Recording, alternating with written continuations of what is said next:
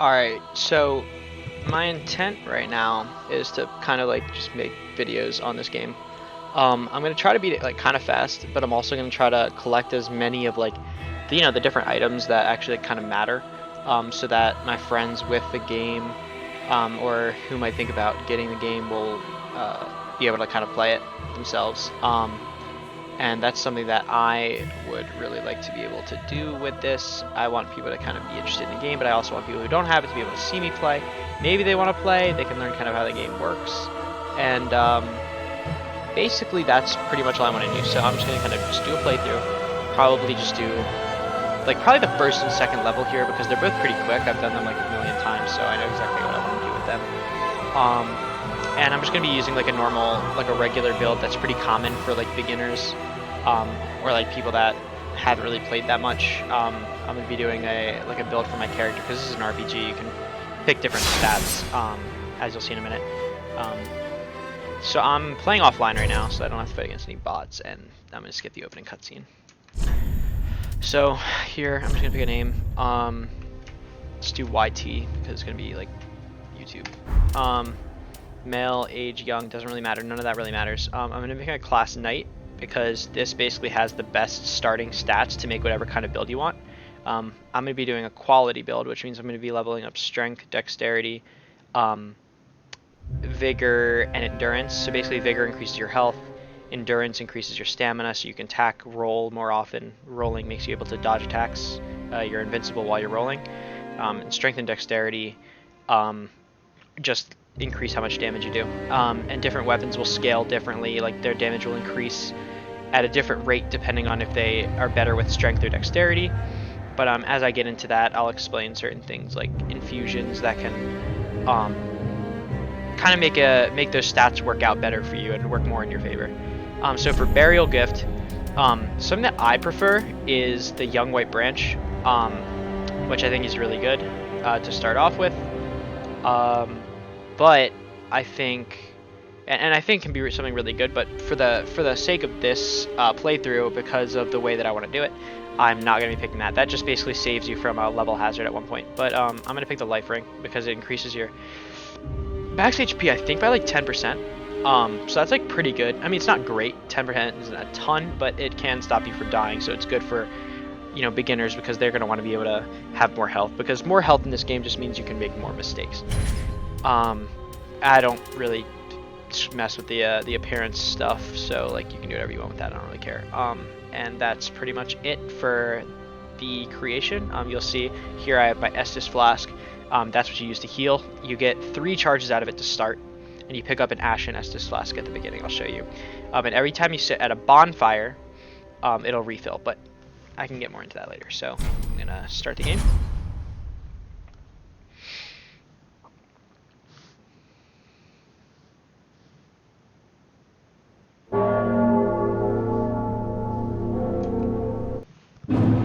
Alright, so yeah, this is the first area, the Cemetery of Ash, and pretty much like the whole idea of your character, since I skipped the intro cutscene, is you're what's called an Unkindled. You're gonna want to look up the lore if you're really interested, but you're what's called an Unkindled, which means that you're basically like an undead, and you have lost fire, and fire is pretty much what makes you, I guess, alive in this game. That's the Ashen Estus Flask that I just picked up. And you want to reclaim that fire and bring the world back. As you see, like, the world's all like gray and stuff, and that's because it's actually covered in ash. Your character's called Unkindled, but also the Ashen one. The world's covered in ash, and that's because the world's pretty much gone bad, let's say. And the world is pretty much near its end, and you need to do something called linking the fire to be able to kind of restore the world and kind of get rid of its ashen states and things like that. So right now I'm just kind of running around killing everyone. There are actually different tags depending on the thing. This is a really good starting weapon because it doesn't, if you look at the green bar, it doesn't take as much stamina to swing. So you can swing a lot and still roll out of the way. And there's light attack, which is just swipes like this. There will be strong attack, which takes more stamina. You can charge it up like that. And and that'll take a ton of stamina, but it also does a ton of damage. And then there's also the option to just do a short one, which takes a little bit less stamina, but doesn't do as much damage. With my shield, you can block. I don't recommend it. I think blocking with the shield is stupid because if you get hit with your shield up, it just takes away a ton of your stamina. And then if you lose all your stamina with your shield up, well, I can show you, I guess. But your shield will basically it'll go away. I don't even know if this enemy can take it out. Yeah, see, your shield goes away. And if you get hit while you're in that state, you take I think 1.5 or 2 times damage, so it's really, really punishing.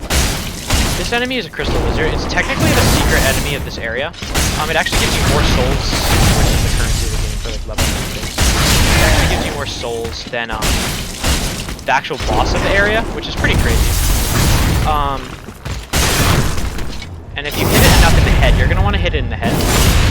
You'll be able to go in for a critical like I just did. So if he goes up like that, he's going to slam down and do one of 2 attacks, usually that one. If he goes to the side like that, he'll just do a quick swipe, so just dodge anywhere and he'll miss.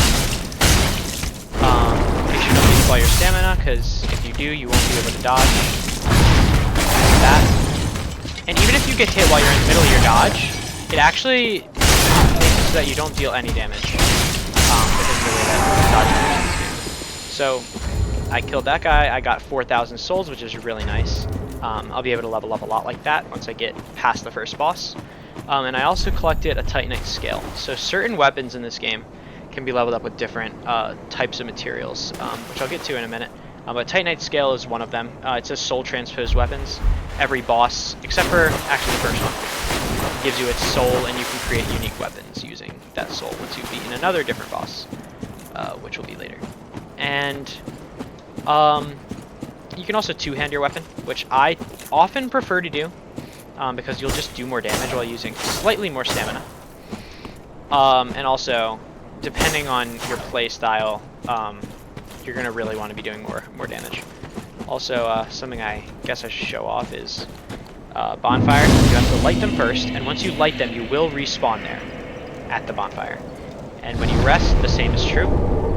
I just got an emote. When you rest, the same is true at that bonfire. And here, you can see I have full health, and my Estus flask at the bottom right has refilled to be 3 charges. I see I have my Ashen Estus flask here, which is for regaining the blue bar, which is MP, which is for magic, which I will not be using as much. I mean, you can. Weapon skills like this one, use MP. This is for shield break, which I won't be using that much either. And this is pretty much useless, so don't use it. This is the light attack, by the way, and this is the strong attack.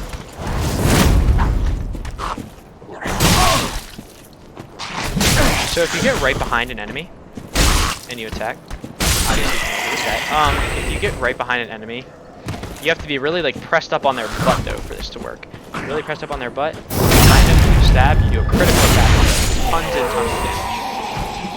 Obviously backstabs in games tend to do tons of damage, so that just makes sense.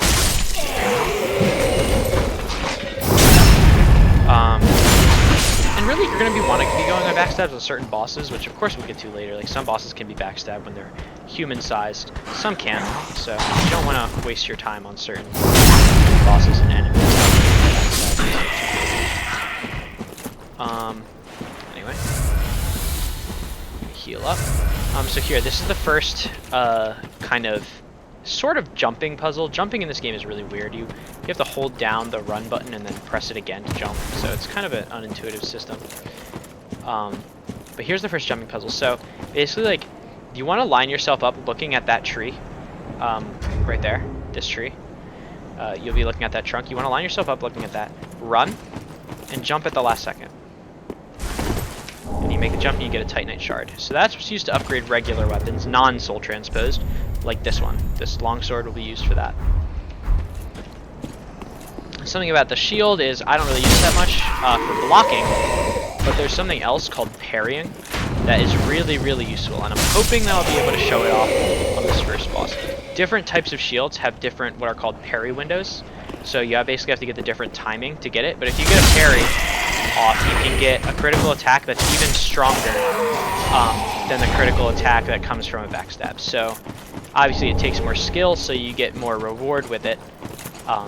But this parry, which is you use your special attack button, L2 if you're on a controller, and whatever you set it to, maybe control on PC, it'll do this. And if you time it just right, it'll knock the enemy's weapon away, stuns them for a second, and you can go in for a critical attack.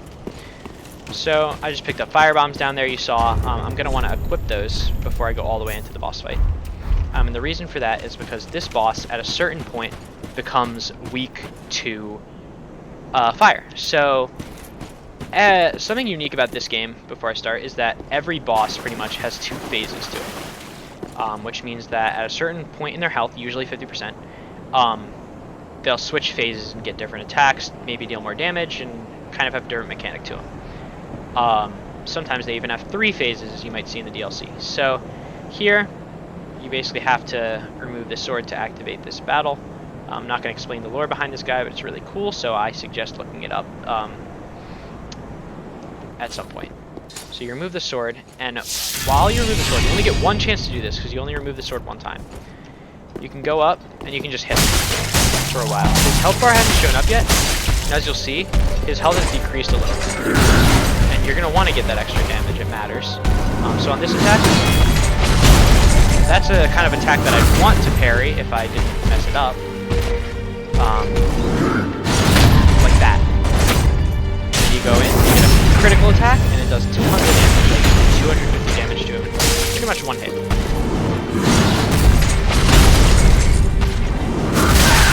That's not good. Yeah, so parrying is definitely something you consider high risk, high reward. Because it can be obviously very risky, because if you miss, you're going to get hit.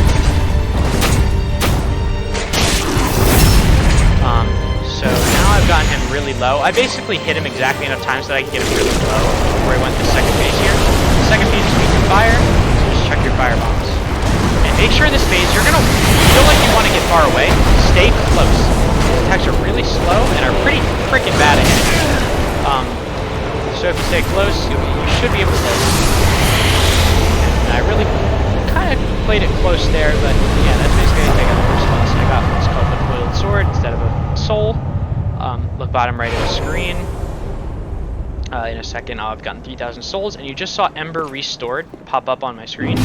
So if you see top left, you see like that emblem has fire in it, and now my health has actually increased a little bit.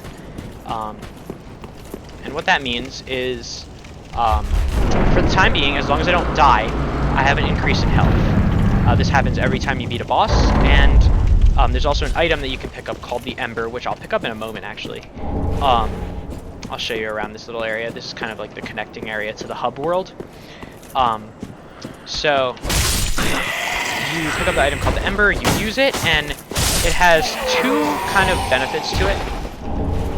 Not only does it increase your health permanently, or well, not permanently, but for that life permanently, it also refills your health fully. So you can use it as a health increase item, which are pretty rare in this game, so that's definitely something that you're going to want to watch out for, because really your only healing will come from Estus flasks, which you see mine is empty at the moment, so I'm not going to go around there yet. There's places to go there, there's places to go around here. There's actually another secret area, but first I'm going to come in here. This is the Firelink Shrine if you play Dark Souls 1, which I bet you haven't. This will be familiar to you, but you want to come to this middle thing here, and you stick the coiled sword that you got from that boss, Gundyr, into the middle, and you create your own bonfire. And this is going to be basically your hub bonfire, this area of Firelink Shrine. This is the Shrine Handmaid, and you see here the Firekeeper. That's actually not the Shrine Handmaid, it's the Firekeeper. You go, you talk to her for a minute, and you can level up. I recommend listening to the dialogue at the beginning, because honestly a lot of it's really good. So the first thing I'm going to level up a little bit is I'm going to level up my Vigor, just so I can get a bit of health. And you see that I have a lot more souls left, so what I want is 14 Vigor. For Knight, I want 14 Vigor, 12 Endurance, just so I can hit a little bit more. And then I'm just going to even out these stats, 14, 14. Something of note, if you die, you will lose all your souls, and you have 1 opportunity to go back to where you died, and there will be a green pool on the ground, which will have all your souls in it. You have 1 opportunity to pick that up. If you die again, that disappears for good, you lose all your souls. So, make sure you don't die before you get to this point. Or you won't be able to get the same stats. Obviously, it's not too big of a deal. You can just go out, kill some enemies. Whenever you rest at a bonfire, it respawns all the enemies, so you can farm very easily in this game. But in this early area, it's really not recommended, so just try not to die. Intelligence, faith, and luck are not things that I'm going to be using. Luck is pretty useless unless you're doing a specific build that's very advanced. Intelligence and faith are both different types of magic. Vitality increases your equip load, but the knight actually gets really good vitality to start off. So you don't really need to deal with that. And then attunement you also need to deal with, because that increases how much spells you can have, and we're not doing spells. So I mentioned equip load. You see my character rolls this fast, right? That's because I'm under 70% equip load. If I go above, I don't even know if I can go, I can't even go above 70% with what I have now. But if I was to go under 30, you'll notice I roll faster. So let's put this on, put this on. So this is just barely under 30. And I go, and I roll like that. Now I put the broken straight sword on above 30, and I roll slightly slower and not as far.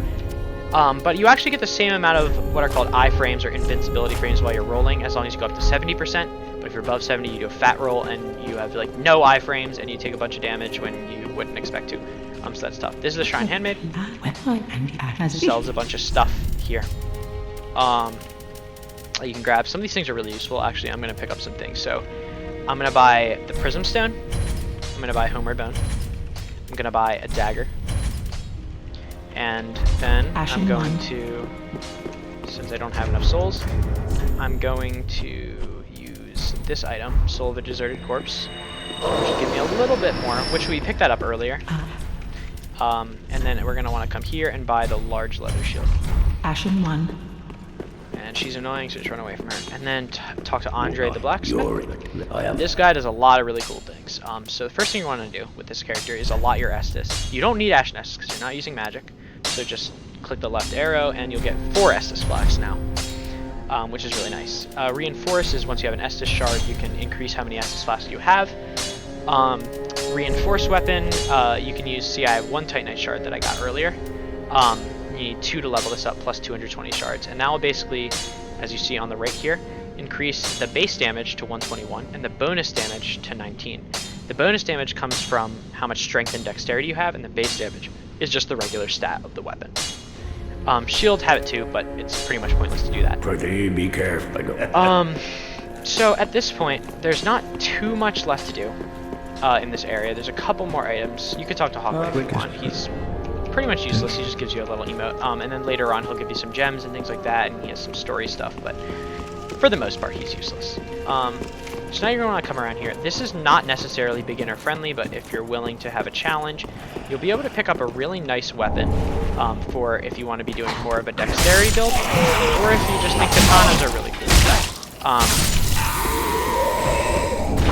There's this enemy over here called the Swordmaster. So I'm basically going to give a little tip. So you're going to put away your shield because you don't want that.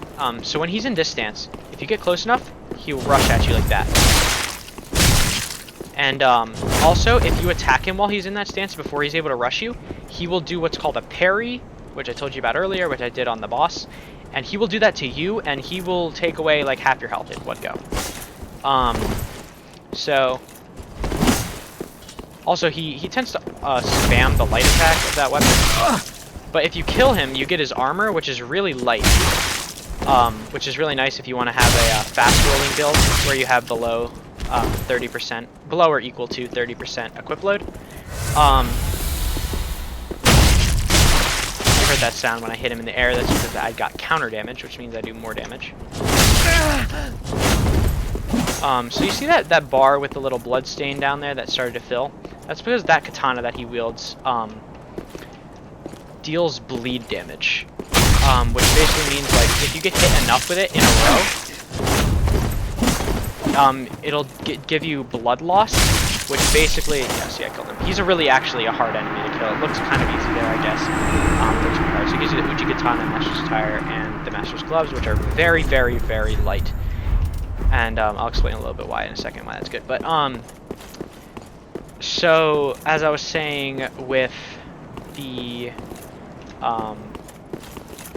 thing I was talking about, bleeding, you'll get something called blood loss, and it'll take a pretty significant chunk of your health away. So like I think it might be even close to 30%. Like it's not a flat damage bonus. So, like if you get more health, it doesn't affect you less. It actually pretty much affects you more, but also the same.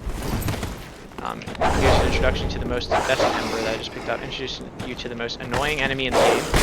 These are dogs, and they are, you know, erratic. They'll jump around, they'll dodge your attacks, they're insanely hard to, oh, and they can teleport because of some bad coding. So that's really, really annoying. So now I've lost all my health, I've lost all my Estus Flask, so I want to go back to the bonfire, and I'm going to rest. Refill my Estus Flask, restore all my health. And I also have another 2,000 souls to work with. So if you want, you could level up your dexterity 2 more to be able to use this weapon, the Uchi Katana, which is fast, pretty reliable. It has the bleed ability, so it's just overall a pretty strong weapon. And that special ability that he uses to parry and to kind of rush at you, you can use that as well. So it's a pretty good weapon. But it's not what we're going to be using. We're going to be just upgrading for a quality build, which comes from Demon Souls, but basically just means a strength and dexterity build, so that you can kind of evenly upgrade. So talk to the Shrine Handmaid. Very well, then. You should be able to level up maybe like 1 or 2 more times, probably 1. So you see, strength increases my weapon's damage by 1, and dexterity increases it by 0. So we're gonna go with strength. Or if you feel like you don't have enough health, you can go with vigor, which is not something I'm going to do, but don't let people call you a bitch, because people call it bitch vigor. So don't let people call you a bitch. If you want to pump vigor because it is your I imagine your first time playing, so you know it's whatever if you want to get vigor. So next you're going to want to go up here. That's past the entrance that you just came in through, and then you go up here through these arches. And here, what you're going to do is take off all your armor, or just get below 30% equip load. And the reason for that is because first pick up this item, Soldier Corpse. We're going to do a little bit of a bug here. This is, well, it's not a bug, but it's not necessarily intended. It's more of an exploit. And what it is it's called the tree jump. So you run kind of at this angle. It's hard to say, but I usually just run kind of, I feel like it's like down this hill between these like roots here, these roots here, and these roots here. And you run straight at that tree, and once you're at the highest point, you turn abruptly, sharply right, and you jump onto the roof. I never get it my first try. Yeah. So that's not necessarily intended to be in the game, obviously. But it lets you access some pretty important stuff very early, because normally you need an item called the tower key to get to it, and it's 20,000 souls for that. So now you just made it. You can put your armor back on because you don't want to fall over. And you can proceed to pick up the Homeward Bones, which can return you to the shrine from wherever you are. You don't have to go to a bonfire. And first, what you want to do is come on in here. Oh wait, yeah, in here's fine. So come in here, come around, be careful, don't run. In here you'll hear these guys talk to you. So here, you want to take this firebomb that you found. You want to leave it. Leave the prism stone. Leave Homeward Bone. 1 Homeward Bone, not all of them. And then you go to your shields and drop that leather shield. Once you've done that, they'll call at you for a little bit and then give you an emote, and then you can pick up. I pick up the wrong leather shield here. Yeah, you're supposed to get the large leather shield, so that's my bad. There's a different leather shield that you can buy. But basically, like, you buy the large leather shield, do the same thing, leave it there from the Shrine Handmaid, and then it gives you another one of these items, Twinkling Titanite, which is used to give you which is used to upgrade like special items. So these are really nice to have, large Titanite shards, because once you get +3 on your weapon, you can only you stop using Titanite shards and you can use large, but we'll get to that when we get to that. So here's a new concept, illusory walls. So some walls are not actually walls. They're meant to trick you and screw you over. So just roll right into that wall, and it will open up for you. Walk along here, just drop down, and open up this chest for the covetous Silver Serpent Ring. So what this does is it basically increases the amount of souls that you get when you kill an enemy. I think it's only like 15%, but 10-15%, but that's really still a significant amount of souls. So you're gonna want to do that. And yeah, I'm not gonna show you the other thing right now, just because it's not really that important. So now we've done pretty much everything there is to do in the Cemetery of Ash. So I think I'm gonna stop the recording here. I think it makes sense to stop it here. And I will come back with the first part of the next level. So see you there.